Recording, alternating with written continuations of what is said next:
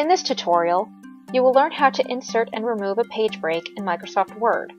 Prerequisites: Microsoft Word, your document.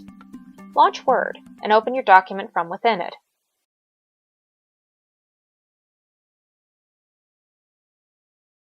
Click View and select Print Layout if you don't have it activated.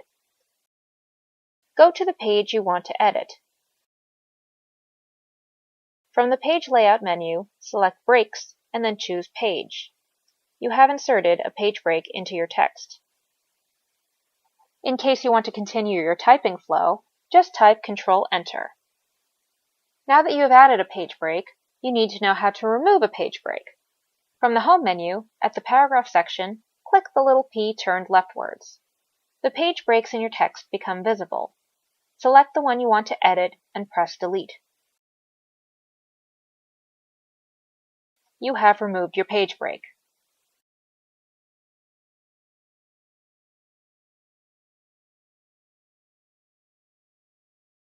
Click the little inverted P again to hide the page breaks.